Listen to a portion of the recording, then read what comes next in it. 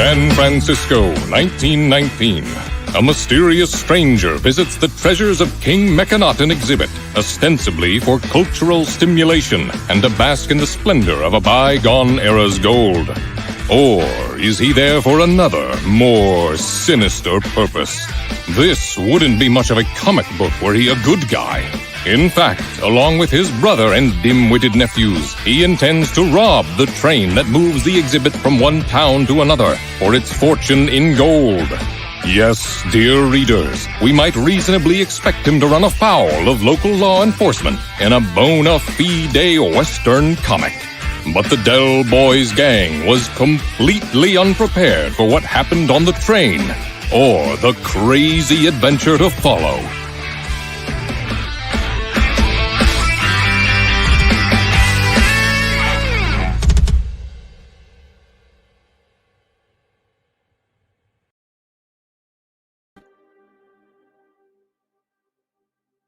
Hey everybody, welcome back to another episode of UHS Presents, where we jump in front of our webcams and we talk about some pop culture or comic stuff that we love and we want to tell you about. And this week, first let's bring on my trusty co-host here, Lori Foster. Hello, Lori. Hey. Got all excited and started to read my little intro, and then I was like, I forgot Lori. That's okay. So, this week, we just launched, I'm sure that all of you who follow our Kickstarters know that we just launched this Hot Brass Pharaoh's Gold Kickstarter. It takes place I'm going to let the guys that made it talk to you about it. So let's bring them on. So we've got, for the second show in a row, we've got the UHS resident cranky author of The Surgeon and Up from the Skies and The Ballad of Bridget of Atlanta, and of course, Hot Brass Pharaoh's Gold, who definitely has more swords than you do. It is John Pence. Hey, y'all. Hi, John. Oh, and do we have Will today, too? Yeah, our co-author. Yeah. So, yeah, the co-author, yeah. And so we also have with us today the artist behind Hot Brass Pharaoh's Gold, who is also an international man of mystery. It's Joe Koziarski. Hello, Joe. Hi, everybody. Thank you for joining us. Welcome. So we are talking today about this fantastic news story that you guys came up with. Will and John, why don't you give us a synopsis here? What's it about? How about train robbers think they're going to get rich robbing a train full of gold, and instead, of course, because it's a mummy, they awaken it and then run into trouble from the mummy and from the Bakersfield, California Sheriff's Department. And if you like country music, you've heard a few songs about going to jail in Bakersfield. So you know that that's to be avoided. Definitely. I actually kept thinking of the Bakersfield, and I was like, I know a song from the 70s or 80s.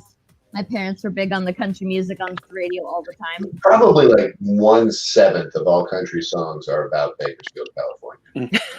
That seems like an accurate statistic. Yes, I'm down. I believe it. We got a couple people that are already watching us. We have Astian on Twitch. Said, hey, Sarah. Hey, Lori. And hi. Thank you for coming back again. Our live stream fan of the month. Let's see. Katie's also here. Hey, guys. Hey, Katie. And, okay, so let's get back to this. I heard that this whole concept was born of a question that someone asked you, John. Yeah, it was this guy right here. I said, who do you think would win in a fight, a mummy or a cowboy? All right. Did this end up in did you guys end up in a big 2-hour debate about the logistics and the fine points and at all? Often that would happen, but this one was kind of another level immediately. It was more like, we have to do that. But let's not worry about the debate. Let's write it. And so, this was a couple of years ago. Comics don't happen fast. And it was like summertime, right, or springtime. I think it was spring. We had a little bit of time over a weekend and just kind of went through the process of how I write a script, and sketched it out and made a plan and wrote it fast. The It's fun always was good fast. magic when that happens. Yeah, That it just writes itself practically. That's always fun. almost, and yeah, so Will got to edit the manuscript. I typed faster. We came up with the ideas that we wanted. We wrote them all down on paper. I typed it up. He was my first editor, and a lot of the best jokes in there are actually his. Oh, fabulous. Seeing as I've read it, I would say that you are an excellent comedian because things are happening out of frame. Because I thought I got a kick out of a lot of the lines. So it was, it's a good script. Good script. Thank You're a you. good comedian. So how did you, Joe and John, how did you two hook up, meet together, and then what made you decide to work together on this? Go ahead, Joe. Good question. I don't remember. I mean, John and I have done stuff for a long time. We did Bridget a long time, 5-7 years ago, and we have stayed a little bit in touch on things since then. We kind of hooked up again on another anthology thing, and I don't remember what happened. If John just sent me a Facebook message or Yeah. I don't remember. Anymore, that's probably how it happened. I think it was Yeah. kind of I think I just reached out to you with kind of the idea and the pitch, and you liked it, and I couldn't think of anybody else to do it. And the Ballad of Bridget of Atlanta, that's one that we did before Unlikely Heroes Studios probably even existed. That was one of Will's favorite books when he was little. He read the sweary version. Like you do. Yeah. Yeah. Well, I think that your art style, that was a perfect match for this story. So Yeah. There's no doubt about it. to work with Joe on this. I So think- Joe, what's your comic book experience and how'd you get into comics? Well, I mean, I've read comics my whole life since I learned to read on comic books. I've been doing professional to semi-professional comic book stuff since like 1992, I think. But it was always kind of a side thing where I actually had a full-time job and I did some comics for fun, basically. It was kind of a hobby. Back in the 90s, I was one of the guys sending samples to all the comic book companies and got a little work. I did some stuff for a company called Now Comics, which existed for a little bit of time in the 90s.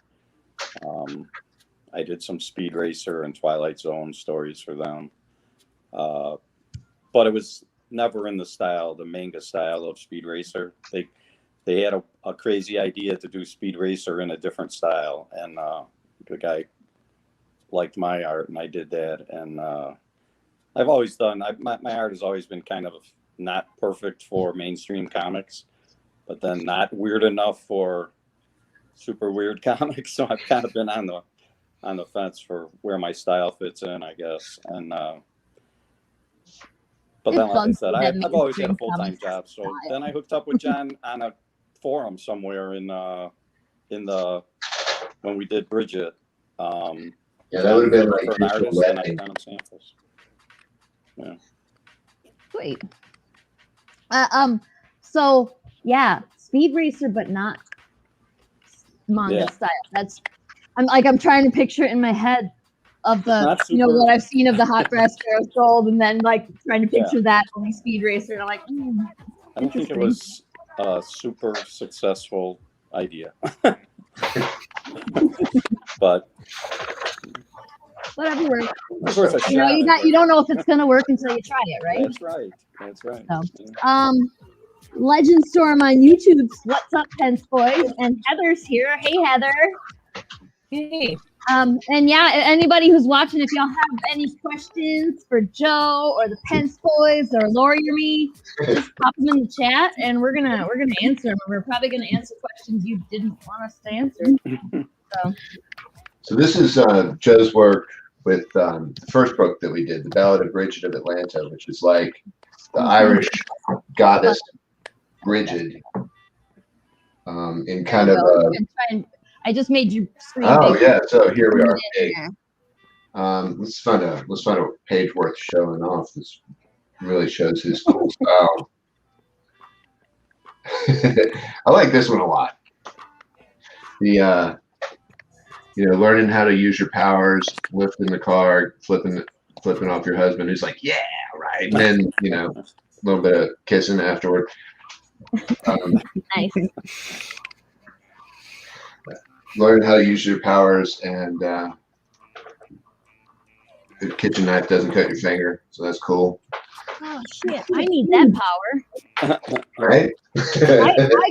I can't tell you. Actually, if I could get a power where I can't grate my own skin with the cheese grater, that'd be awesome. Because I mean, there's never not pieces of me in whatever I'm doing when I make something with shredded cheese. That's why I like to just buy the cheese already shredded, because I can't handle it. I can't be trusted with the cheese grater. Accidental cannibalism. Yeah. How it is. What are you gonna do? So we were trying to figure out what would happen if a knife was trying to cut into invulnerable fingers. What would happen? Would it bend? Would it dent? I think we went through a couple different ideas for that. I think the final model was made out of silly putty. Yeah. Yeah. I don't think that I've read Bridges yet. I have to get that. I have to get on that. Bad. It's still available. I've got about 18,000 copies up in the attic. Oh, that's it. I better get on that quick. Yep. I got some too. So. I bought it from Joe. He hadn't made anybody else that book. You're supposed to say I only have 3 left in stock. Yeah, right. They're very rare and collectible and expensive. And they're in 2 people's carts. You gotta get like this. You know how the Amazon Etsy is big on that. It says, "Oh, this is in 20 people's carts. You better buy it now." Exactly. No, I don't think I will. I just don't do it on principle of the matter. Like, you can't tell me that I have to buy this or I can't buy it ever again. That's not how it works. The funny thing is, if you're getting it from Etsy from a small creator, then it probably is how it works. So shoot yourself in the foot, whatever. Anywho, so I want to, okay, we've seen already plenty of, well, let's just pull up the art here. This guy. I like this guy. He's my favorite character. I like him on a black t-shirt too. Oh yeah, and I'm definitely gonna have to get one of those t-shirts. You gotta write me down for one of the t-shirts, Lauren. Yes. Because that is a fantastic t-shirt. See, John has a green version of that shirt. So if anyone's backing the Kickstarter and they want, it's not available anywhere anymore, and there are none left in stock. Only John has one. Well, Will has one too. Sometimes we go out in public together. That's awesome. You guys always like to match when you go out? Body doubles. Match or coordinate, like they're just same clothes or like ketchup and mustard. You gotta match. So, yeah, I like the mummy cat. I am curious how mummy cat happened. Do we have a story about how mummy cat happened? I don't know. There's like a line that says there were a bunch of animals and people buried with the main emperor, and as the last line they says, and about 1,000 pussycats. Yeah. I mean, that is yeah. And then 100 soldiers better them than me, and that sort of thing. But like cats were revered. Yeah, there's a And cat god, an Egyptian cat god. Bastet. that is the cat. Sekhmet Yeah. is the lioness.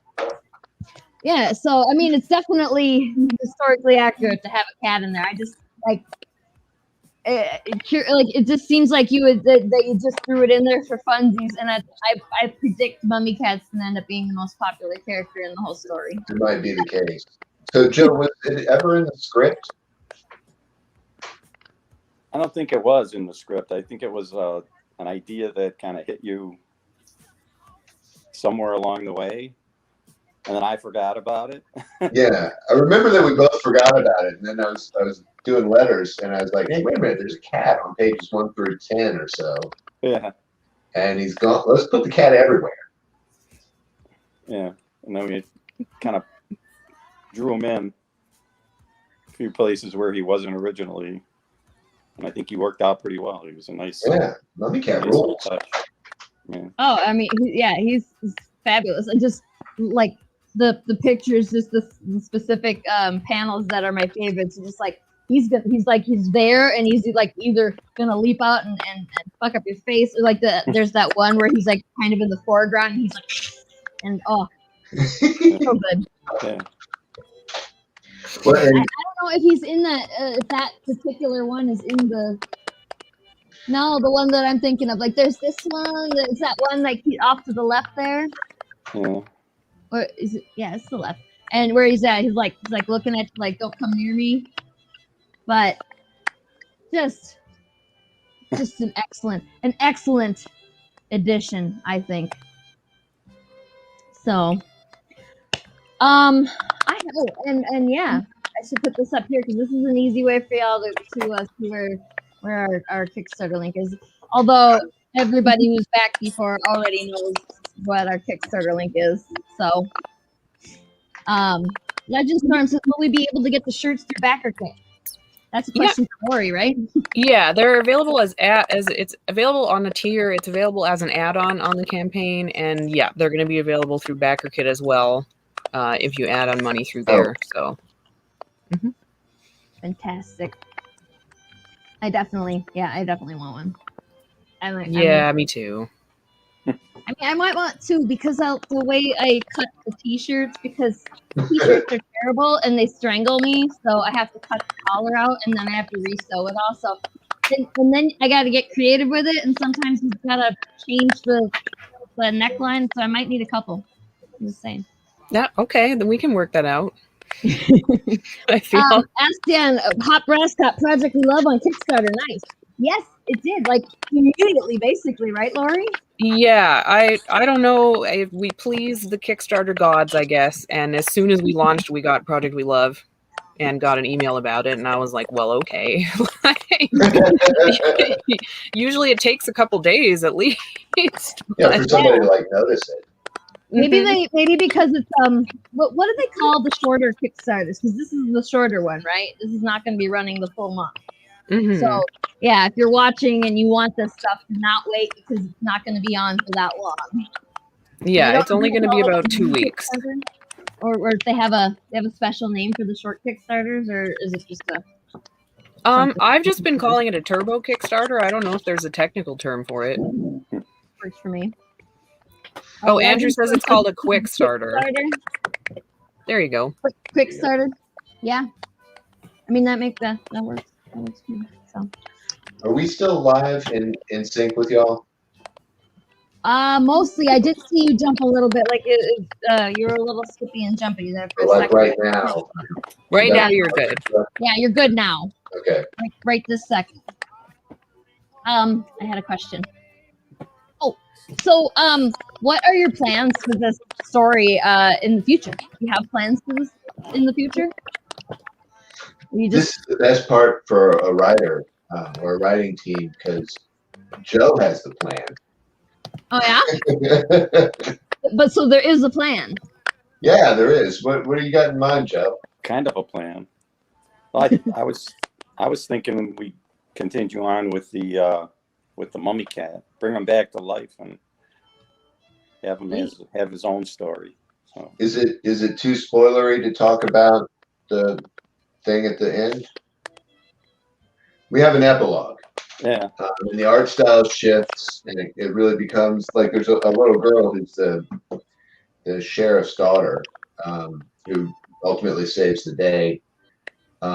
She's the one that likes to call them scallywags or something. Yeah, she's the slingshot hardcore, half wild puma little girl, wild half puma, I forget. Anyway, so the art style shifts. It's really her point of view, and it's Mummy Cat's point of view. And Joe wanted to kind of keep going and do, more stories with the same basic characters. And I'm like, that sounds fantastic, because it sounds like you got the idea. Yeah, it's just an idea, though. That's the problem. I'm definitely excited for more Mummy Cat. I mean, like I said, I think he's my favorite character. And as soon as I finished that last page, John, with that ended with the cartouche. Yeah. I don't know if I'm giving stuff away for people who want to read the story, but as soon as I finished it, I said, you know what? I got an idea for an epilogue, and then I forgot about it for a while, and then all of a sudden it was like, that might be even better than an epilogue. Maybe there's a whole story there. So yeah, I love it. And we've been talking a little bit, kind of behind the scenes about what direction it would take and how to keep it viable into the future. And this is where, like, Will's ownership in the intellectual property is great, because he owns 60% of everything IP wise. So he's just going to sit back and go to college off of this. Indie comics, that pays for lucrative, lucrative. Yeah. Lori, I see you smiling. Another question. I get all these questions as you're talking, and then by the time you're finished answering the question that I previously asked, I've forgotten the question that I was going to ask you to follow up. You're okay. Well, I'm excited about more Mummy Cat, because like everyone who's seen the book loves the book, but also they're like, oh, this Mummy Cat is so cool. Like there's something about him that people are obsessed about. So, and this is kind of a huge issue too. Like this is way bigger than a standard. If you're going to get an issue 1 of a series, this is way bigger than a standard issue. Right. Oh, so you're getting tons of story, and and I saw that in the back you got some concept stuff, and like there's just so much stuff in this book. So if you want, if you back like just the book alone, and not even all the other crap that you're getting with the Kickstarter, if you back us. I really like that model too. Like, if it's bigger than a standard floppy, then it becomes a perfect bound trade paperback. And then you don't have to distribute through Diamond. You can distribute through Ingram or anybody else who does paper books. Gets an ISBN. It's sold in more locations. You're not ripped off by, the worst distributor in the history of print media. And we can go to the bookstore instead of the comic shop over here for us. Yeah, I got a sample printed, since you guys may or may not know the book is completely done. There is a dog. There is a dog. It's not our dog. We have, it's actually big enough to have a spine, as you can see, which is pretty cool. And it's printed on 100-pound gloss, so like it's actually really meaty. It feels really good. And Mummy Cat is on the back. Amazing, as I think. I've heard it smells delicious. It does smell very good. That's gonna have to be like the fetish tier, because that's the one that Lori sniffed. That one away. This one is $500. We're also doing we're doing a hardcover edition, and we're doing what's called a Founders Edition. which is like a special early bird edition. I've got pictures of the yes. cover. There you go. How about So, that? It's got a border on it. Yeah, it has a hieroglyph border, and the border actually says, I forget exactly what it says because it's been a while since I made it, but it says Founders Edition on the bottom, and then I think it says John Pence Hot Brass or something. I forget exactly what I did.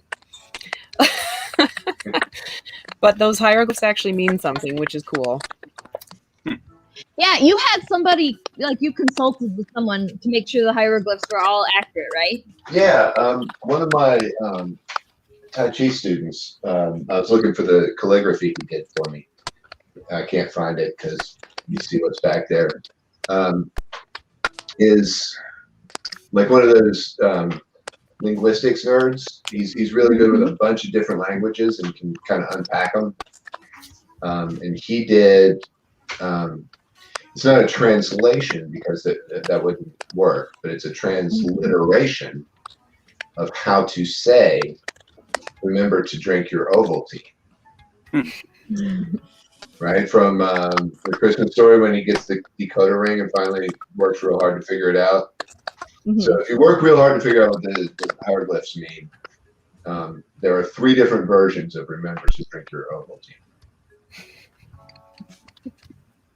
Well, it's good that you said it somewhere because I don't. Is it in the book at all that the translation? Did you put that anywhere? It's hidden, and this is my buddy David Littman. I gave him credit. It's on the copyright page, I think. Mm-hmm. But you got to look to figure it out. It's not just right there for you. Sure. So we got a couple of comments here. Paige says, "Good evening. Hello, Paige. Hey, Paige. Thank you for joining us." Steven again. It's a dog. Yeah. What are those called? Son of a bitch. Emoticon, like a dog emote. I think in reference to the barking dog there for a minute. And then, mention of the nice Easter egg. Is that for the Ovaltine comment? The hieroglyph Ovaltine? Yeah. I think so. All right, I wasn't completely paying attention. Not like we're live or anything. But yeah, that special Founders Edition is like I said, it's like an early bird. So you want to get it now. There's only 50 available right now. And I think it's let's see. Oh, we just passed 1,000. No way. Yay! Yeah. Oh, Heather did it. It was Heather. I don't believe that. Lori lies to me all Over the 1,000. And Steve also backed just now, so thank you, Steve. That is awesome, and thank you, Legend Storm. He actually backed earlier.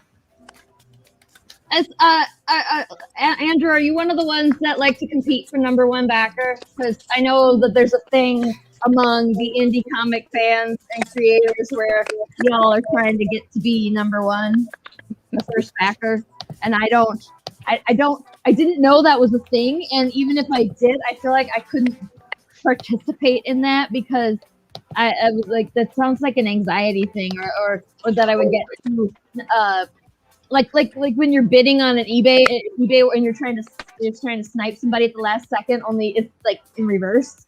Yeah, it's anxiety induced. Yeah, and then you'd be so disappointed, like if I'm sitting there clicking refresh every 10 seconds until it goes live, and then I'm like trying to get my bid in really quickly, and then you gotta, no, I couldn't do it. No, it's too much for me. Thank you, Heather. I'd be so mad if I failed. For being the straw that broke the camel's back on that. Yeah. So, more questions. Let's talk more about other stuff. So we said what's Mummy Cat? What's the hot brass? What's it doing? What's gonna happen with Mummy Cat is my favorite. And there is a plan for the future, so that's pretty cool. And I had another question. God, I'm just running, like I'm misfiring. One of the cylinders is misfiring today. It would be pretty foolish for a comics creator not to leave a back door for future episodes. Absolutely. And it would be it would be a pretty lame comics creator if the idea didn't hit you and all of a sudden go out into 7 dimensions. And, you know, like any of the ideas that I've had, I could keep going for another 20 years. I don't know if I could keep them all going at the same time for 20 years. But if anything, you know, when you're fishing, if anything bites, cast there again. Right. Yeah, Katie was watching. I don't know if she's still watching, but she and I did a story in Elsewhere, and we were talking about that too. Like we have talked about what might the whole universe for this tiny little story that we did. Like so I think I'm not really. I wouldn't call myself a writer, but I would definitely say that happened with me, even though I'm not a world builder or a storyteller at all. Yeah. We should do something for Elsewhere, and we did. I think by definition, being credited as one, you are. So. Well, yeah, this time, but I kind of suck at storytelling. So, Well, I'm gonna try again. I'm gonna do it again. So Morgan's here, Lori. I'm sure you saw. So, yeah, I mean, I write stuff. I guess just writing stuff makes me a writer, but I don't know. I'm not particularly good at it. So, and Morgan says, "Is that your mini me?" Morgan asks if that's your mini me. Nope. Different as we can be, but still good buddies, I hope. Yeah. Yeah. So this is my son, Will. He's the co-writer. It's actually the whole Hot Brass Pharaoh's Gold is actually his idea. So he just helped me kind of shape the words into a script.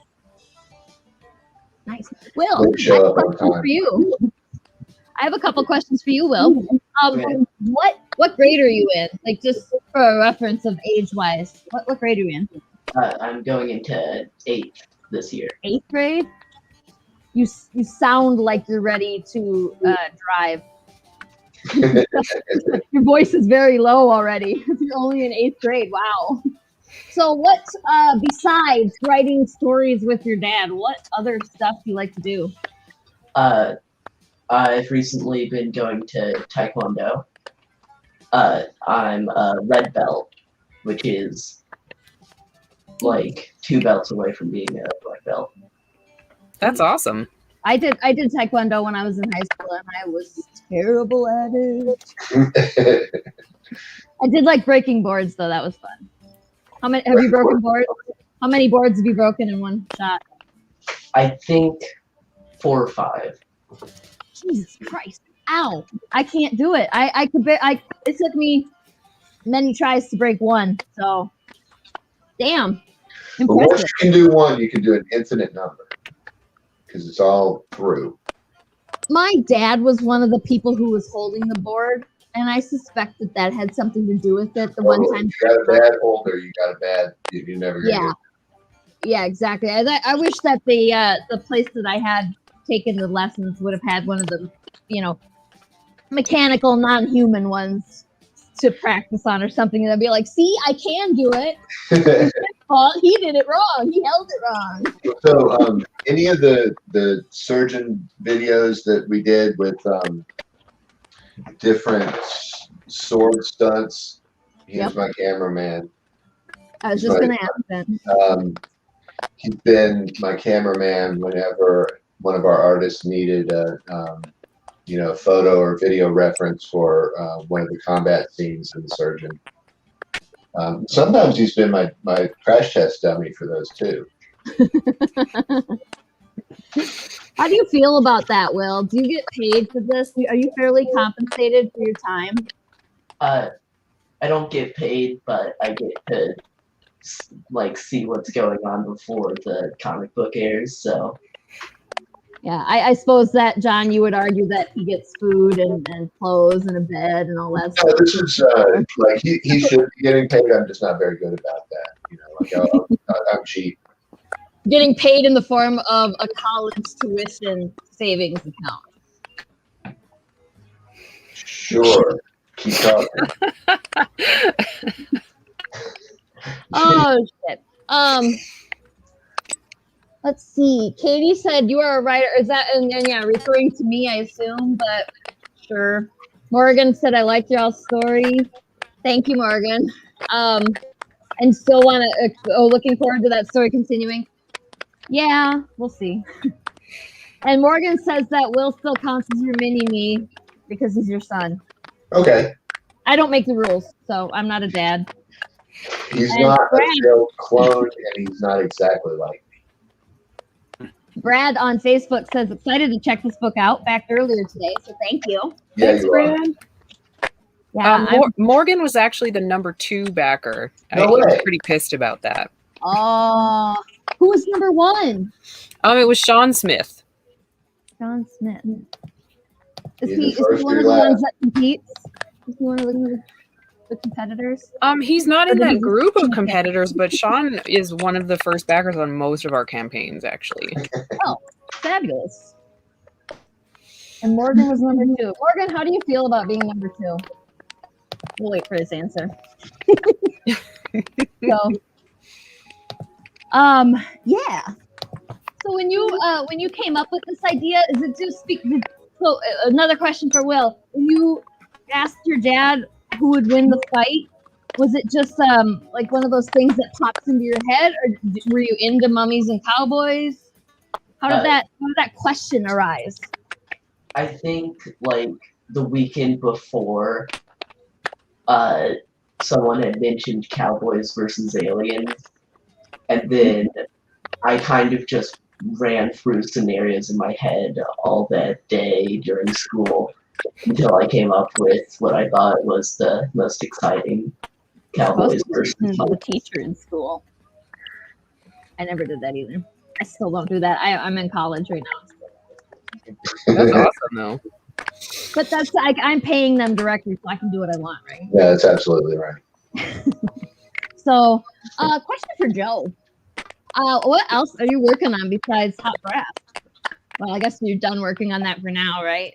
Till the next episode. But what else are you working on? The idea that we just talked about the cat. I always have a couple little things going with, various people that I've done things with, little short stories, and but mostly I'm just working to do my day job most of the time. Yeah. You're a little jumpy, but I caught most of it. Your internet's crapping out on me, I think. I don't know if it's my internet or what. I hear a little crackling too, but I'm doing it on my phone because they know my laptop is very unreliable as far as my Wi-Fi connection. So hope I'm not ruining everything. You are not the first person to have internet troubles here. As a matter of fact, I don't think it would be a real episode of UHS Presents without some kind of internet something happening. Yeah. You know what was awesome was how smooth Max's connection was in Siberia last week. Yeah, I was impressed with that. I don't understand. I've got fiber in Athens, Georgia, and my internet crapped out, but he was solid. Yeah. I don't know what's going on with that. Siberian internet, folks. You heard it here. Yeah, that was wild. He had an excellent connection pretty much the whole time. Like it wasn't HD, but it was stable. That was all we really needed. But yeah, we're caught up on the comments for now. And yeah, if you're still if anybody new jumped in, you have questions for our Hot Brass Girls Gold Kickstarter for the story. Any questions for John or Will or Joe? Nothing in the comments there, and we'll ask them. We'll talk about it. So, in the meantime, I have what are we at right now for the Kickstarter right now? Where are we at? Are we still at 1K or whatever it was? Yeah, we're at 1,075 right now. 1,075. Sweet. That's awesome, y'all. Yeah, we're just under half. Yeah, and it launched just a couple hours ago. That's crazy. It always just blows my mind how fast everybody rushes in to support these things. It's so fantastic. It's so cool. I mean, I don't think I'll ever get used to it. Yeah, right? Excuse me. Hey, Bert. Could you imagine like taking it for granted or like, I mean, so I used to be able to see the individuals who backed. And I'd like look them up if I didn't already know them. I wanted to see who they were. I can't see the individuals anymore for whatever reason, but like, to see that there are how many people are backing at this point? 43 backers. That's fantastic. 43 backers gave us $1,000. That is amazing. Yeah, and that's people who are. We're talking about wages post-COVID. We're starting to think about that's not money. That's hours of your life that you're spending on something. And to know that they're spending it on the foolish stories that we write and draw, because our brains aren't wired correctly. That's fantastic. It's very humbling. I love it, and it blows me away. Yes, absolutely. Said it perfectly. I was like, everybody that supports these things, and it's just mind blowing. And yeah, like you said, that everybody they want to take this hard earned cash and throw it at us. I'm cool with it, but you gotta say stuff like that, or else you look like a jerk. I never realized that. I never noticed the innuendo until after I've said it. So if that helps anything. Oh. No, I was just saying that we have to say that sincere stuff, or else we look like jerks. That's fair too. Innuendo, anything went right over my head. I wasn't paying attention. Cool, because I heard it and I didn't react because I was like, maybe nobody noticed. But I thought you noticed. that one was a mild one, so I'm very good at saying dumb shit and not realizing that I said something dumb until after I go back to review the instant replay. I can't be the only one who has that issue though. Oh, I do that all the time. No, don't worry. But that's not to say that we're not being sincere, John. Right. We are being sincere. I don't know. we just have. Absolutely. I mean, that's my sense of humor. I hope you know. Well, you got to involve Will more. You're just kind of sitting back there. You look lonely. I don't mind. I'm we appreciate you coming because it's like sounds like it was pretty much your brainchild. So it's great to have you come and talk about it. Yeah. Even if you're gonna just be the strong silent type. I mean, yeah, I don't remember doing much, but it was also like 3 years ago, and that's a quarter of my life. That's fair. Christ. I wish 3 years was a quarter of my life. So. Yeah. Yeah. 3 years ago would be about 3 million. Yeah, that'd be like I told my mom the other day that I can say things like 20 years ago I did this thing, or I remember 20 years ago, and I'm going, holy shit, I can remember 20 years ago. Mm-hmm. That I was not happy the day that I realized that. That wasn't cool. It's not so much that I'm afraid of getting older, or that I subscribe to the societal age BS. And, you have to be young. Like, I don't give a shit about that because I'm just impressed that I haven't died yet because I'm really clumsy. And I have like no self-preservation instinct. So honestly, I'm just very impressed that I made it this far. However, it does bother me that I can say things like 20 years ago, I remember this, because I feel like I should be more accomplished at this point, and I'm not. Same. Meanwhile, Will is already published, Yeah, right. so he's shitting all over us. And get that sweet hot breast money to go to college and buy a car and Yeah. be a Hot Wheels. That's what kind of car you're gonna get. Skip college. Go live in a mansion in Beverly Hills. If you make it big, you don't need to go to college. College is to make money. Like you go to college so that you can get a job making money. So if you get making money before you need to go to college, then you don't need to go to college. I recommend it though anyway. That's what I just want to learn stuff. Nerds! Yeah, no. I'm having as a non-traditional student, I'm having fun in college. Except for there's this one professor that likes to assign nothing but writing assignments, like this humongous reading assignments followed by huge writing assignments to reflect on the reading assignments, and that's the only kind of assignment that he has. He doesn't do anything but. So I'm just like, I kind of want to kill myself every time I have to take a class of his, and I have to take several classes of his. And I'm like so conflicted because he's a really nice guy too. Like as a person, he is a very nice man, but as a teacher, I kind of hate him. It's very conflicting.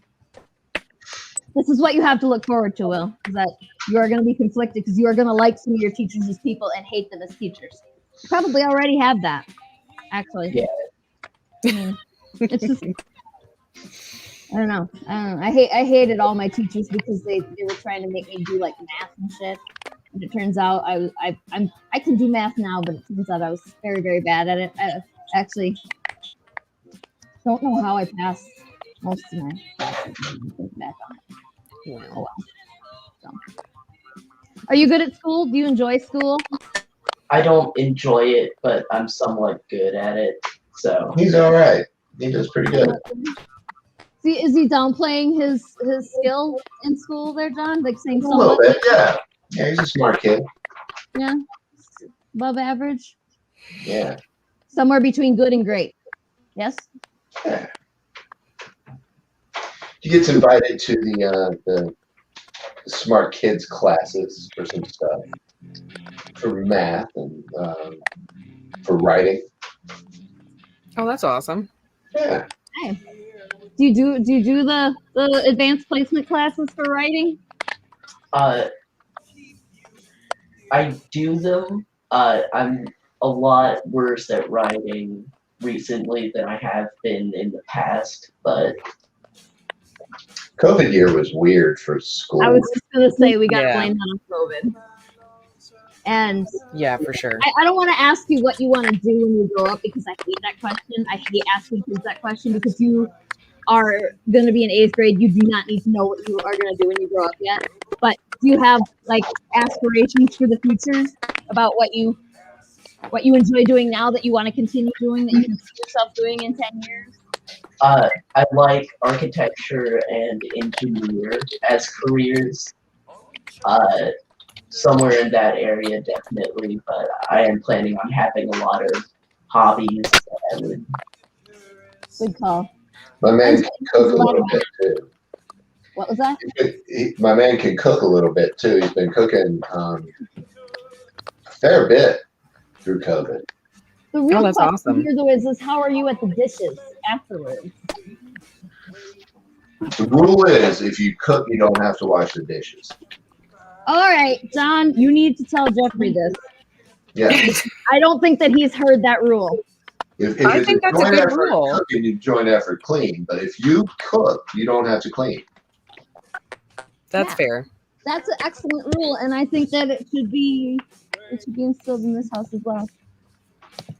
And you know, anything is bargainable. So if you don't like washing dishes, you could say, I don't ever want to wash dishes, but I will scrub the toilets every single time. You know, that's life. But Jeffrey, I don't know what the problem is, dude. Come on, Jeff, get it together. I mean, to be fair, there's a dishwasher, and we actually worked out a system for that. So, like, if I don't mind loading the dishwasher, but I absolutely hate unloading it and putting the dishes away. That's the worst.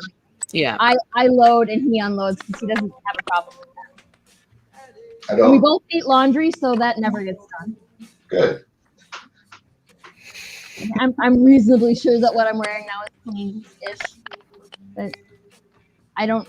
You guys can't smell me, so it's fine. Well, cooking is an important skill too. It drives me crazy when people say they can't cook. So I think that's very good.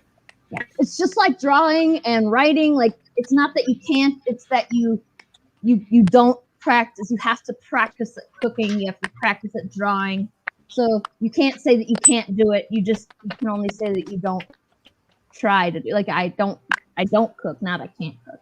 Yeah. What's your favorite thing to cook, Will? Favorite thing to cook? Yeah, what's your favorite dish? I found this like kind of half recipe, half figure it out yourself kind of thing. For like orange chicken, like fried chicken. Oh, that's so good. I love Orange orange. chicken. That sounds awesome. So we're coming over to your guys' for supper tomorrow. Dude, it's amazing. Yeah, it really is great. I could go for some orange chicken. Yeah, man. Yes. And he got into making pasta this summer too, or I guess in the spring. So we got a pasta crank. And, Like make like you. Oh, that's awesome. That's so fun. Oh. And we have 2 backyard chickens. Each of whom lays an egg a day. And so by Friday or Saturday, we have a few eggs built up. And then we get to have pasta. Nice. Do the chickens have names? Yeah. Or are they just like mummy cat? They don't have names. They were 2 or 4. Yeah, they were 2 of 4, and they were originally named after the Golden Girls. What happened to the other 2? One kind of died slowly in front of our eyes. That was kind of rough. Oh. And one, we woke up and she was gone. So either a hawk or just left. Yeah, they were still kind of small at the time. She could have gotten out of the food and just flittered away. All right, so I'm always impressed by how like chickens, like when you go and spend any time in a chicken coop, they just seem so dumb, but they're not. They're clever. they're not. Well, yes, they are. They're extremely dumb, but they're also quite clever. They're dumb, they're not stupid. Yeah, they're stupidly smart. They're just Joe, we lost Joe. bummer. He was kind of frozen for a long time anyway. Yeah, I don't know. I was hoping that would resolve, but it was just. Yeah. Yeah, he had some crackling happening too. He's trying to come back, so it's not. Oh no, it's not connecting. I'm watching my video down here, my little control panel. It's like he's not coming back. Oh wait, there he is. Hi, Joe. Let's see if it Hey, works. oh, he's back. Sort of. Took me a second to figure out how to get back. Well, it's like, Sorry, this isn't a big complicated process. You just gotta click a link to get back in here, so that's easy. Nice. Did it work? Is it better? I'm back. Yeah. I'm back. It seems better. I can hear him. I can hear you. Keep moving. Yeah, a little bit. The little sticky on the frames, but we can see, we can hear. We'll go with it. Make it work. I see What were we you guys talking okay, but I'm a little jittery. We love you. I have questions we can but oh, there he's frozen again. Oh no. Well, I have questions that I can ask, but the internet's not cooperating with us. Go ahead and ask and see what happens. Maybe if he moves, he'll Tyrannosaurus Rex his Oh my camera. god, okay, so now he's in here twice. Like I've never seen this before. Maybe kick out the frozen one Yeah. and see what happens. Get out. Oh, okay. It's fun. Yeah, maybe. The other one's still there, but it's frozen. We'll just there it went. I was just Yeah, about there's a dog. Oh my gosh, that's a Might be cute dog, too. What kind of dog is that, Joe? What kind? I don't know. He's a mutt. He's a rescue dog. We don't know what he is. Aw. Rescue is a good breed. I know he likes the bark.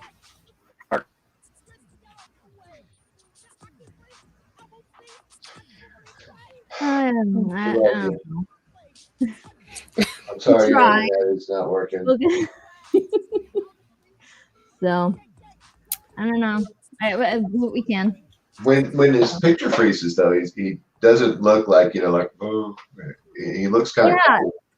My picture always freezes on the dumbest expression I could possibly be pulling. Yeah. Yeah, like You should see what that goddamn Facebook and YouTube and they have like the freeze frames and it's always me making the most idiotic face. And that is why it likes to pick frames where you look like you're falling asleep. Usually, I've noticed that. Yeah.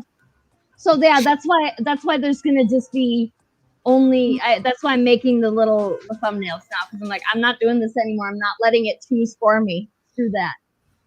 I get to decide. I'm deciding. Control of your thumbnails. All right, we got a portrait orientation now. I'm back. Yeah. Hey, if the portrait orientation has better connection, then we'll take it. I think I'm gonna bail because my internet is not working too good. Well, that sucks. But yeah, I totally Give me a get question, it. quick. Yeah, question. That's now you're putting me on the spot. I don't know. Do it now. Do it now. What's for supper, Joe? What? What's for supper? I think it's a cheeseburger. Okay. Thank you for coming, Joe. Yes, thank you very much for stopping by, even though your internet's not cooperating with us. Yeah, sorry about that. It's okay. I'm glad I could join for a while. Nice to meet you, Will. You too. Yeah. Okay. We'll see you guys. Thank you for coming. Oh, Have a good okay. night. Bye. Bye-bye. It was just being super crackly and it probably will be perfect from now on for him too, because that's usually how it works. It's like when you decide that you're gonna give up, that's when the internet starts working again. Yeah, pretty much. Unreal. So okay. What were we talking about? We were talking about chickens, I think. I think we were talking about chickens. I don't know. Do you have anything else to add about chickens? Because I don't think that I had two chickens when I was a kid, and minks killed one. They killed the pretty one too. I had these banny chickens.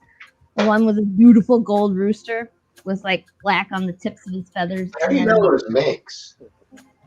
Because they leave vampire marks on there, and they just like suck the blood out of the bastards. Really? Bastards. And my mom trapped some.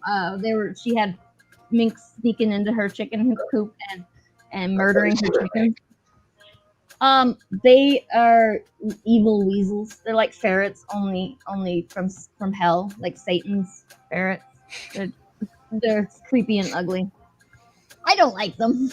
But I am biased against them because they killed my beautiful gold chicken. Would you wear a mink coat? No, probably not. Mostly because I can't afford it, but also because I run hot, and that would probably be way too hot for me. Gotcha. You need a mink scarf that's just from the mink that killed your chickens. Yes, I would wear a mink scarf made from the mink that murdered my chicken. Yes. That seems fair. He deserves it. Yeah, it's a little bit of Cruella territory. Right. Just a little bit. A little, but like I have cats, and they have done some seriously terrible shit to me, and I haven't killed and worn any of those yet. My nephew did ask me once if I ever wear my cats as slippers, though. So they've asked me many weird things. My niece asked me if she said she came up to me and she smushed my face between her hands, her tiny little baby hands, and she goes, "Sarah, I love your face. I want to hang it on my wall." Like, it was really cute, yes. Right up until that creepy part there. It's like you were so cute, and then you didn't stop, and you should have stopped. Never stop. Always make it weird. Always make it weird. Wow. Yes, Steven, I haven't worn any of them yet. Like, I'm never going to say never on that. Same as I will never say never on a mink full coat. Yeah. I feel like the answer is going to be never because that's way out of my price range, but also, you know, I might. And the cats, like, we just don't have anything nice anymore. It's all like, it's just everything nice is broken or it's been scratched. Yeah, with cats up you on can't. You can't own nice things. Yeah, cats are worse than like children. I mean, cats are as bad as children anyway. I mean, okay, so like I've seen more stuff come out of kids than I have seen come out of cats, but Volume wise or variety wise? That's a good question. No, I've seen I more. think children provide a better variety of. Yes, the variety is the children get that. They have some serious technicolor things happening. And I think one time my nephew got the flu and I think I saw a boot come out of him. Like he was growing up. It was so, and I was babysitting and I did not get paid enough for that. I think all of us at one point or another, like when we were kids, we had some kind of stomach flu and we vomited a food and then we could not eat that food for years afterwards. Did you guys have that? Yes. I haven't had that yet. Something to look forward to then. Hopefully not. Cheeseburger. It was a cheeseburger. Oh man. Yeah. For me, it was root beer, and it was scary because, like, when I vomited, it was like black because I drank a ton of root beer. Oh my god, gross! And, yeah, it was very scary. I thought I was dying. Oh no! Oh no! For me, it was corn chips. It was tortillas. Like I was sick to my stomach, and my mom's like, "Have something bland," and I was like, "Corn chips are bland." That's what I thought. That was my little kid, and then I threw them up, and yeah. No. Oh, and there's a Haitian dish, pork shoulder, slow cooked and then fried, called griot, and that about killed me as an adult. I still can't eat that. Oh no! Oh. I actually that sounds good. Stories. Right. I think that I had to throw it up a couple of times to not want to eat it anymore. Oysters used to be one of my favorite foods, but I got like $5 oysters. Yeah. In some place. Stay away from the grocery store oysters. Well, yeah, these were good oysters, but just a large volume. It wasn't like food poisoning or a flu or anything. It was just like gluttony. So you did it to yourself. Okay, yeah. I have had many incidents of self-inflicted sickness, but it mostly involved things that you should not be doing until you're 21. Yeah. Right. I could see the oysters doing that though. If you ate way too many oysters, like, and then. Heather said that to drink. Corned beef and hash was her childhood. Corned beef hash. Wow. I mean, that's a good one too. I like corned beef hash a lot. Mm-hmm. I'd hate to lose that. And Andrew called me Sarah DeVille. I mean, you're not wrong. I just haven't gotten to that stage yet. I will not call you wrong until I'm on my deathbed and I can just be like, tell Andrew I never skinned a cat. Yeah. It is 21. In most of the U.S., we've been having that conversation lately in our household. So most states have agreed to be 21 years old. And like New Orleans was kind of a holdout, or so Louisiana was a holdout. Mm-hmm. Isn't it still 18 in a few states? I think that it's federal now. I think the 21 thing is federal. Is it? I thought it was federal. I know it's 18 in Canada. Google that for us. It is 18 in Canada? Mm-hmm. Yeah, it's 18 almost everywhere except. And I think that it's hilarious because in America, particularly like Arkansas and Tennessee and stuff, you can get married when you're 14 years old, but you can't drink. And you can't drink. You can get married at 14, but you can't drink at your reception. Actually, wait. If your groom is over 21, you can. Loophole. Sweet. Wait, so But if you're brain damage. if you're a 14-year-old bride married to a 21-year-old man, you can drink legally.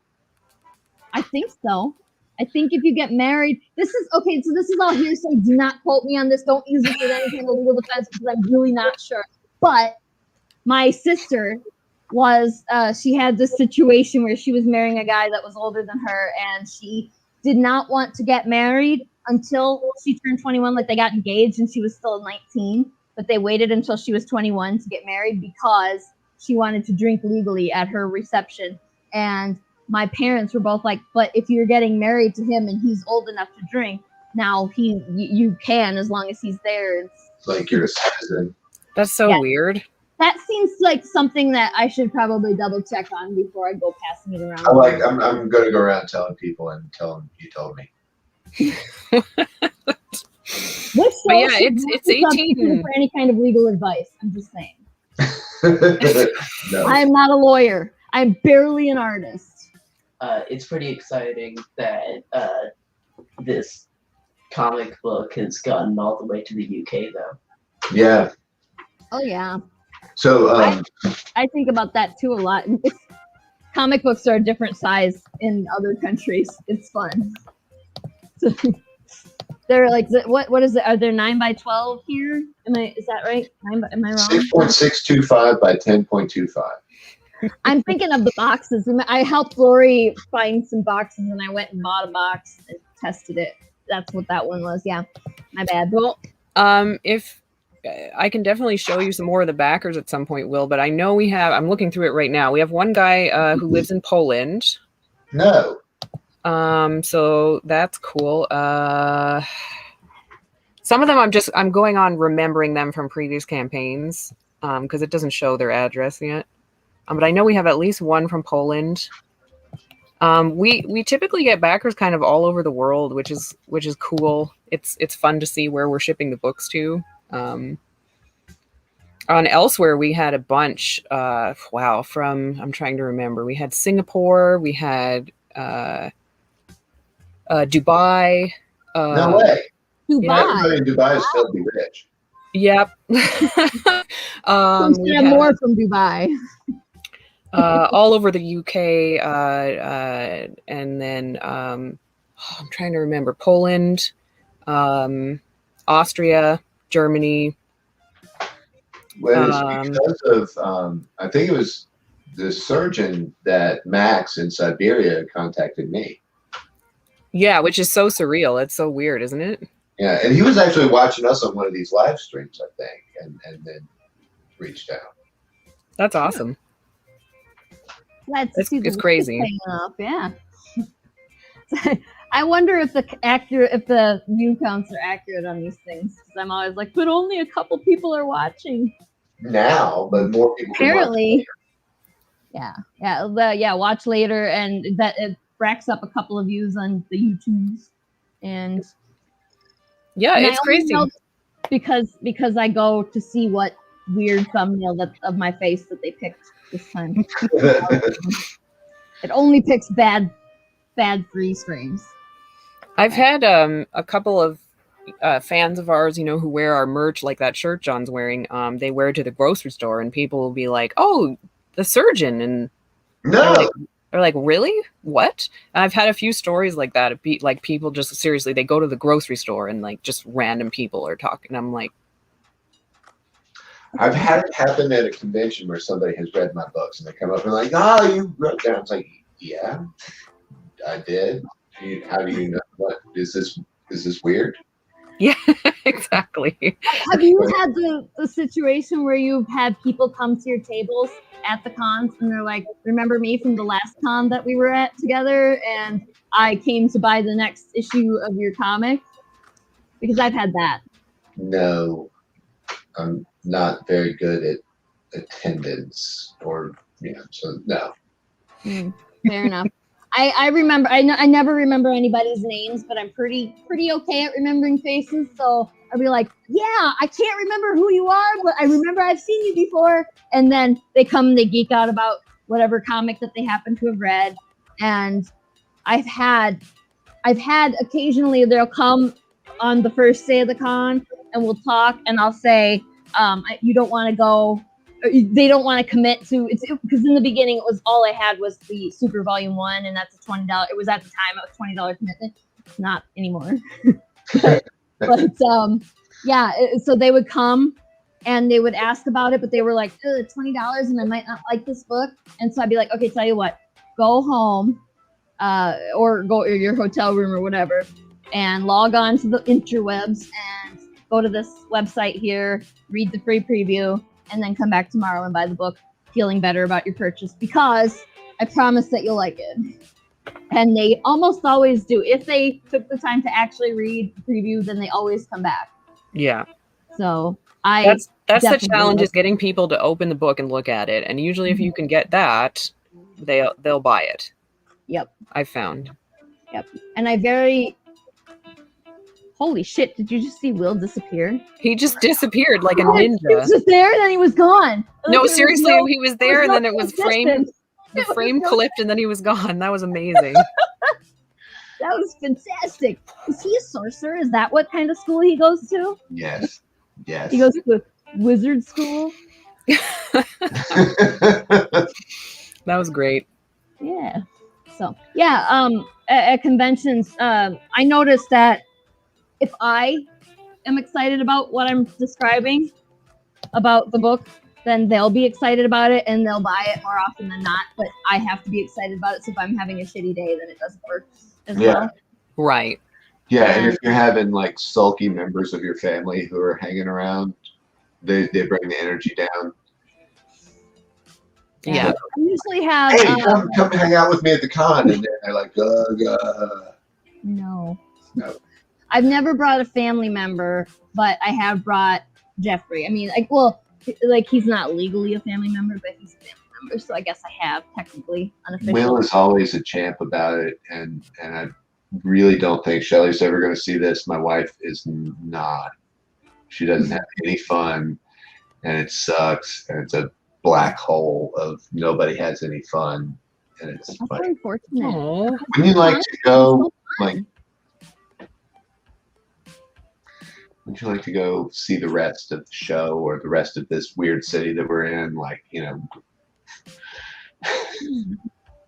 Yeah, that's whenever I have a friend or whatever, like I've had a couple of friends come with me and Jeffrey's come with me, and I'm always like, okay, I want you to help me with bringing the stuff in. I don't even ask them to help me set up because I learned the hard way with Jeffrey that if you try and help me set up, then I am going to get pissed off at you and I'm going to yell at you because you're not doing it right. So I just am like, I want you to help me bring the things in, and I want you to help me take the things out, and I want you to periodically stop by and ask me if I have to go pee because I need somebody to watch the table. Yeah. While I go get something to eat, get something to drink, go to the bathroom. And you gotta stand up every now and again, otherwise your legs just stop working. So, but anyway, that was way off track on that. Jeffrey doesn't bring the table energy down. He doesn't bring it up either. He's kind of a neutral presence. That's what I imagined. Yeah. Yeah. But everybody does come up to the table, and I shit you not, they come up to the table because they want to tell him that he looks like Sheldon from The Big Bang Theory. Oh, he does. Yeah. Yeah. Yes, he does. He does look like Sheldon. And so they'll come up for that, and then they'll be like, oh, what's this? And they'll start talking to him because, we're in America and they think that he is the author or the artist. They just assume that he's the one in charge and I'm the booth bitch. Sure. But the reality is the reverse. Jeffrey's the eye candy that draws in the crowd, and I'm the one that knows the stuff. So, but yeah, he does a good job though, because like I said, if I get you to help me bring it in, and I get you to help me bring it out, and I get some rest breaks, that's all I really need. So I try not, but yeah, like if they don't want to be there, that's not great. And yeah, mom doesn't like to be at the table at cons. Mm-hmm. Yeah, it's a thing. So, do you guys do the con thing together then at all ever? Like vending and or attending? I'm enough of an introvert that a con is absolutely exhausting. Like I just got bit by a vampire. I cannot handle it. So I'm only there to sell books and Will helps. Usually I help for like 5 or 10 minutes, and then I go ask money for a $12 grilled cheese or a $100 action figure. Yeah. Oh, you know what? The the $100 action figure I'll get behind, but a $12 grilled cheese. Why does all the food that they sell at all these cons? Is it so? And it's shitty food, and it costs way too much. Like if you're gonna charge $12 for a grilled cheese, it should at least be a good grilled cheese. Yeah, and like I think I'm gonna be smart, and I'm gonna put fruit and trail mix and healthy stuff in my bag, and then I eat all of that by 10 a.m. I'm always with I make out a plan, and I'm gonna go grocery shopping to make sure that I have enough stuff. I'm going to make some sandwiches, and I'm gonna prepare them. I'm gonna slice them in half, and I'm gonna wrap them individually so that I can have. And then I'll have grapes, and I'll have snacky crap, and then I never act like I get through the planning stage with flying colors, and then I never actually execute the plan. When we did pizza for you. When we did San Diego Comic-Con, I actually baked like 4 dozen cookies and 4 dozen lemon squares and just like brought them. And it got a lot of attention at our table because everyone is fucking starving and doesn't want to spend money on $12 grilled cheeses. So if you have time to bake, it's very helpful. That's an excellent idea. It's a good strategy. I did have a candy dish once, which it was bankrupting me because I had to go, like there was one time, the first time that I did it, I had to go to the store the night after the first day of the con and buy more fucking candy because these scammers came and they would take handfuls of it. I'm like, I'm going to buy the shitty candy so that I can know that you won't take it unless you're really, truly hungry. Yeah, I feel like post-COVID too, you'd need to do like little individual bags of cookies or of candy. Otherwise, people are reaching their hands in there. Oh my God, it's a nightmare. Yes, I already pre-packed my con totes. I'm going to a con in August. Everybody, come to Cooley. Excited. Woo! But I already put a big massive bottle of hand sanitizer in my con tote. Because I'm like, I am not forgetting that shit after all that we've been through this last year. You bitches will sanitize your hands before you touch the shit on my table, or you will lose your hands. I'm going to have a machete there and everything. I'm just going to be like, if you touch my stuff without sanitizing, I will chop your hand off. That's how it's going to be. They got to learn somehow. We did. Bless you. May the force be with you. What do you call those things? A pinata. We did pinata candy one time. So like at the Mexican grocery store, you can get the gigundo bag of random Mexican candy that's like corn shaped and Tastes like pumpkin. Yeah, and mango things that stick in your teeth, and these tamarind flavored things that are covered with chili powder dust. Oh, those are good. Yeah, those are amazing. I love those. And they're so bizarre that it gives you something to talk about to the person who comes up and is like, what the heck? At my old job, I did work for it was Chinese education culture stuff. It was specifically a department on campus where they were teaching Chinese outreach, which is why I was perfect for the job. Right. But anyway, big bags of Chinese candy, and it was Chinese candy's wild. What's the name of that? Lychee. Yes. I love lychee stuff. It's so good. I've never eaten an actual lychee though. So before I got robbed out of my, that was a slur. I totally just used a slur. On live stream, I am so sorry. I'm trying to train myself out of this crap. But anyway, I was supposed to get to go to China, and then it got taken from me at the last second. So, I have voodoo dolls of the people that took that away from me, just right over there. Katie Rushton did not like the corn-shaped candy. That's legit. That's fair. Oh, I think that she You don't means have to candy like corn. Do you mean, Katie? Do you mean the stuff that's like it's shaped like a triangle and it's like orange and white and yellow?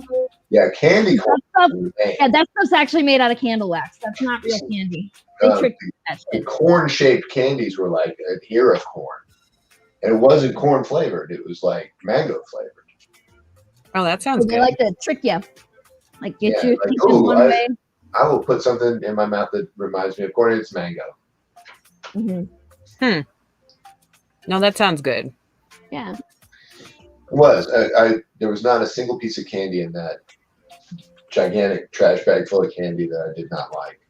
Or that looked like what it was. Yeah, right. It's all Without surprise. mystery. Mm-hmm. Nice. Yeah, I'll have to go look for that the trash bag of candy because Yeah, I need this. Like Yeah, right now. I don't have any near my home, but there's probably some near Jeffrey's home where there's like a Mexican section of the store or an actual Mexican grocery store because I live in a village and there's not even like a grocery store there. There's a hardware store and several bars, but Of course. no grocery store. Katie, yes, British candy. British candy can get weird. I love the ones that are like M&Ms, but the candy coating on the M&Ms is fruit flavored. What are those called? Smarties. They're called Smarties. And somebody said bring, when I went to England 10 years ago now. 10 years ago. And somebody was like, bring me Smarties. And I was like, we have Smarties here. Those gross sugar and chalk mix that you get. And they're like, no, that's how the Smarties are in England. And I was like, okay. And turns out, English Smarties are delicious. In Canada, the things that you call Smarties are called sweet tarts. The powdery things, they're called sweet tarts. Yeah, I think that there's a brand called Sweet Tarts here too, but I don't know. Walmart has pinata candy. Of course, Walmart has pinata candy. Walmart does? I need to look into this. Pinata candy. In the Mexican section, like the ethnic foods, I don't remember what they call it. Like they have one that's like Asian and then like a section of Mexican food. So look for the pinatas, and then That's underneath the party section. I already checked that. The party section doesn't have shit. I remember candy. Anyway, yeah, I'll have to check next time I go though. What were you saying? I remember once John got me like a pinata for my like 3rd birthday, and he filled it with ethnic. I can't remember the word, but it's like Mexican candy. Yeah, Mexican candy, and I don't think that anyone liked it, but No, because there were a bunch of little kids, but I loved it. Well, that's the trick, isn't it? You put a bunch of candy in there that no one will like, and then you can eat it later, right? I can't believe you can remember something that happened when you were 3 years old. Like I can't remember what I did yesterday. I can remember for 3 years old. my parents won't let me forget it. I don't remember the name about it. Oh, shit. That's fair.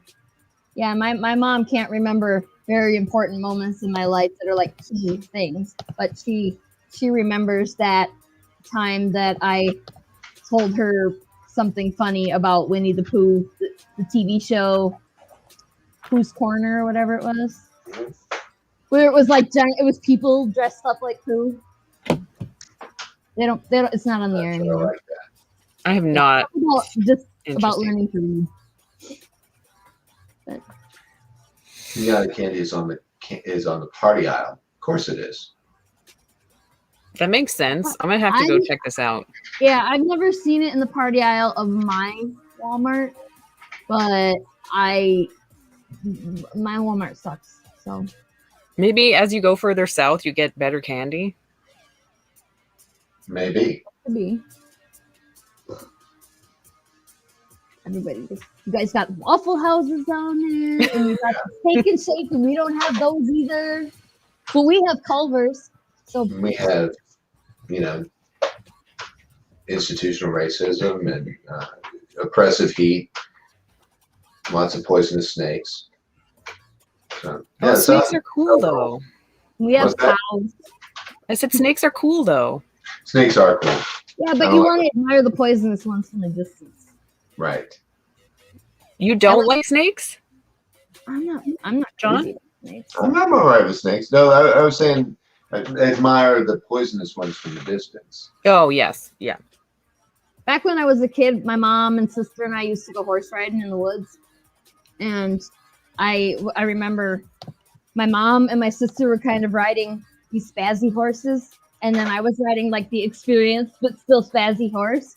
And we had this section of the woods where we were it was like one horse slide. And we walked through, like mom went through and hit this bush and continued on. And my sister went through and hit the bush and carried on. And then I hit the bush, or my horse hit the bush. And then and I was like, oh shit, what do I do? What do I do? And this horse was the one that liked to, like she would shy away, like she would jump if there was like a crusty cow patty on the path. Like she would be afraid of the crusty cow patty. But thank God with that snake, she was a total pro. She just kind of looked over at the bush and she you know how they do that thing, the horses were like they flare their nostrils and they stick their ears forward. And she did that and she kind of like stepped sideways and then went around the bush. Good horse. Very good horse. That's impressive. And my mom was just like so relieved. She's like, oh my God, if it had been me, then he would have pitched me into the bush. I'd be dead by now. I was like, maybe. So Kenneth, the Kickstarter is going pretty solid, man. It's 1,075, not quite halfway after just a couple hours. And Kenneth did back us, so thank you so much. Thanks to viewers like you. If you missed it, I printed a sample that I can show people, so you can see how beautiful it is. See these? We'll put up these pictures here again. So, this is the standard cover on the left here, and then what did you say, the collector's edition or gold edition? What was that called? Founders edition. Founders edition. On the right there, so it's got that fancy border. And I got to give a little shout out to Chris Hamer, who did the line work for that, and Joey Weiser, who did the colors. And Joey's new book, Dragon Racer, is out with Oni Press right now. Very kid-friendly, kind of a sequel, kind of a follow-up to his book, Ghost Hog. Yeah. That sounds awesome. Yeah. Yeah. Both those guys rule. Chris has at least one or two books with Scout about the adventures of Byron, who's a little one-eyed monster. He also does tattoos in Atlanta. Oh. The other thing that we have, Kenneth, here, since you didn't catch us right away, is that this picture here, that's the T-shirt that you can get. It's Mummy Cat. Mummy Cat. Mummy Cat's so cool. Mummy Cat's the best character in the whole book. It just is. I'm definitely going to be getting one of those on my list. So, okay, so I guess we can wrap it up for tonight. We can do that. I want to thank Will for tolerating this for a whole 90 minutes. Just sitting here with us old people and chatting. Was that a mummy pun? See, there it was again. I did like that's, he caught that it was a mummy. It was wrap it up. Get it? I said wrap it up.